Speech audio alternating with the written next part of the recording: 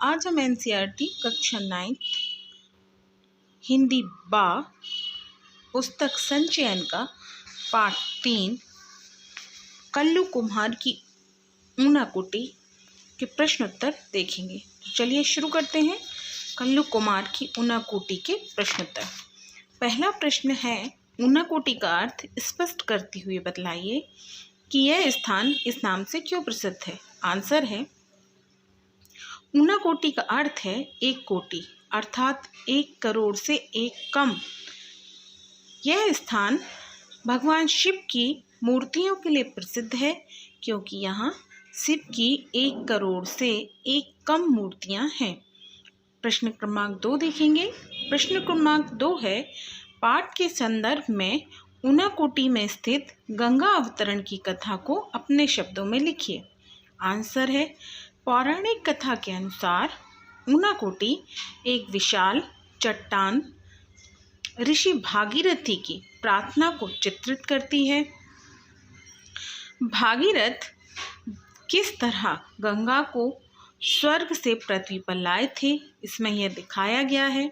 ऐसा विश्वास है कि गंगा अवतरण के धक्के से कहीं पृथ्वी धंसकर पाताल लोक में ना चली जाए, इसके लिए शिव को मनाया गया कि वे गंगा को अपनी जटाओं में बांध लें और धीरे धीरे उसे पृथ्वी पर बहने के लिए छोड़ें। इस तरह पृथ्वी पर गंगा का अवतरण हुआ। अब हम देखेंगे प्रश्न क्रमांक 3, कल्लू कुमार का नाम ऊनाकोटी से किस प्रकार जुड़ गया। आंसर है, कल्लू कुम्हार को ऊनाकोटी के पहाड़ों के अंदर बनी विशाल आधार मूर्तियों का निर्माता माना जाता है। यह पार्वती का भक्त था और शिव पार्वती के साथ कैलाश जाना चाहता था। पार्वती के कहने पर शिव ने कहा कि ठीक है, पर उससे पहले तुम्हें एक शर्त पूरी करनी होगी। शर्त यह है कि तुम्हें एक रात में शिव की 1 कोटि मूर्तियां बनानी होंगी। कल्लू चूंकि अपनी धुन का पक्का था, अतः वह अपने काम में जुट गया, परंतु सुबह मूर्तियां 1 कोटि में एक कम निकली और शिव उसे मूर्तियों के साथ ऊनाकोटी में ही छोड़कर चले गए। इस तरह कल्लू कुम्हार का नाम ऊनाकोटी से जुड़ गया। अब हम देखेंगे प्रश्न क्रमांक 4। आंसर है, क्वेश्चन है, मेरी रीढ़ में इस एक झुरझुरी सी दौड़ गई। लेखक के इस कथन के पीछे कौन सी घटना जुड़ी है। आंसर है, लेखक अपनी शूटिंग में इतना व्यस्त था कि उसे यह ख्याल ही नहीं रहा कि यह सुंदर तथा शांतिपूर्ण लगने वाला जंगल विद्रोहियों से घिरा हुआ भी हो सकता है। यहाँ पहाड़ियों पर रखे 2 पत्थर इस बात की गवाही दे रहे हैं कि 2 दिन पहले ही सीआरपीएफ का एक जवान विद्रोहियों द्वारा मार डाला गया है। इस घटना ने लेखक को अंदर तक द्रवित कर दिया। अब हम देखेंगे प्रश्न क्रमांक 5। त्रिपुरा बहुधार्मिक समाज का उदाहरण कैसे बना। उत्तर है, त्रिपुरा में बाहरी लोगों का आना लगातार बना रहता था, क्योंकि 3 तरफ से यह बांग्लादेश से घिरा हुआ है और शेष भारत के साथ है।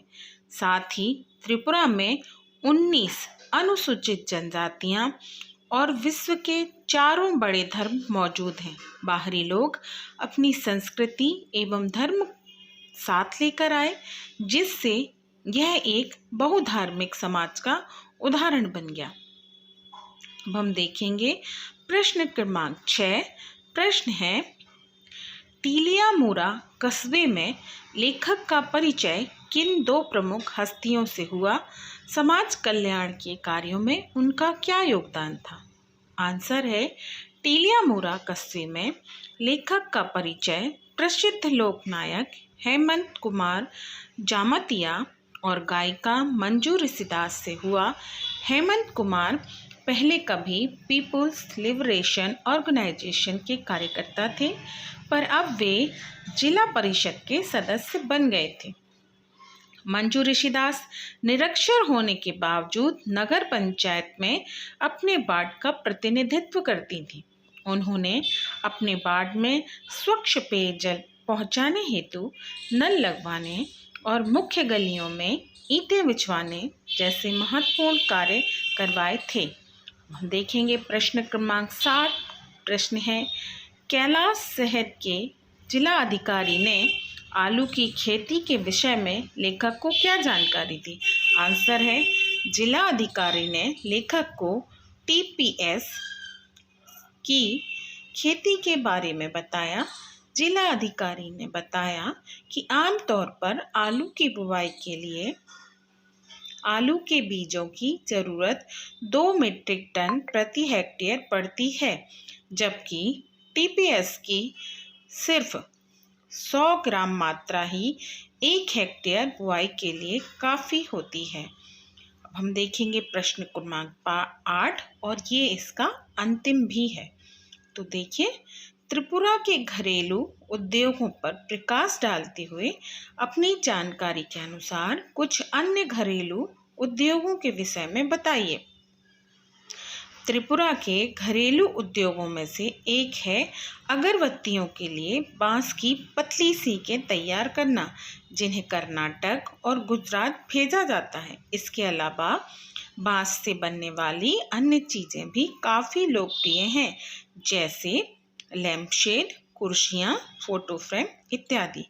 ये था हमारा पाठ्य पुस्तक संचयन भाग 1 का पाठ 3 कल्लू कुमार की ऊनाकुटी के प्रश्नोत्तर। मिलते हैं अगले वीडियो में।